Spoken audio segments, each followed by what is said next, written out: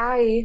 आप देख रहे हैं कहानी और सबक। मजीद अच्छी और मुनफरिद कहानियाँ देखने के लिए इसे सब्सक्राइब कर लें। आप लोगों की मोहब्बत का बहुत शुक्रिया। सास बहू की शॉपिंग। पिछली किस्त में आपने देखा था कि सास और बहू की सुलह होती है तो वो दोनों शॉपिंग पर चली जाती हैं और वहाँ जाकर उन्हें एक सूट पसंद आता है, जिसकी वजह से फिर उनमें लड़ाई हो जाती है और अब उन दोनों में फिर नाराजगी हो गई थी। अब सास अलग से शॉपिंग कर रही थी और बहू अलग से शॉपिंग कर रही थी। और फिर सास ने देखा कि बहू ने बहुत सारी शॉपिंग कर ली थी, जिसकी वजह से वो बहुत जेलस हो गई थी।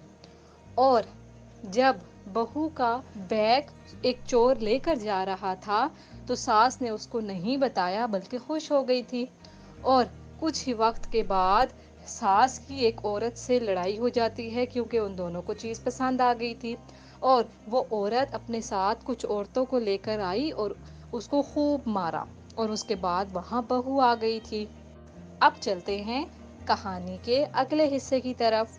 जब बहू ने ये देखा कि उसकी सास को बहुत ज़्यादा मार पड़ रही है तो वो पहले बहुत डर गई। फिर वो खुश हुई और अपने बैग उठाकर वापस चल पड़ी। मगर अभी वो वहाँ से निकली ही थी कि उसको एहसास हुआ कि मुझे अपनी सास को ऐसे नहीं छोड़ना चाहिए, आखिर वो भी तो मेरी माँ की जगह ही है।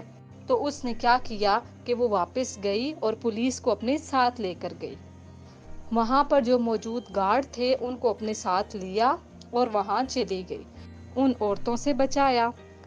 उन औरतों को पुलिस पकड़ कर ले गई। उसकी सास को बहुत ज़्यादा चोटें आई थी, जिसकी वजह से उसको अस्पताल लेकर जाना पड़ा। अब वो बेचारी 2 दिन अस्पताल में रही थी, क्योंकि उसकी टांग खराब हो गई थी।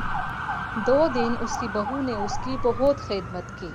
उसका बेटा भी अपनी बेगम के साथ मिलकर अपनी माँ की खिदमत कर रहा था। 2 दिन बाद जब वो ठीक होकर घर आई तो वो बहुत खुश थी और उसने अपनी बहू का बहुत शुक्रिया अदा किया। अगले दिन उसने अपनी बहू को अपने पास बुलाया और उससे माफ़ी मांगने लगी। उसकी बहू ने कहा कि आप किस चीज़ की माफ़ी मांग रही हैं? तो उसने बताया कि जब एक चोर आया था वो तुम्हारे बैग ले गया था तो मैं देख रही थी, मगर मैंने जेलस होकर तुम्हें कुछ भी नहीं बताया।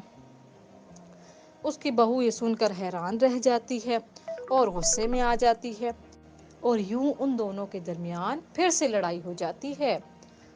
उसका शौहर फिर सर पकड़ कर बैठ जाता है कि ये तो फिर दोनों नाराज होकर बैठ गई हैं। उसने सोचा ये तो इन दोनों का मामूल है, मैं तो अपने काम करता हूँ। वो अपने काम पे चला जाता है और वो दोनों लड़ती रहती हैं।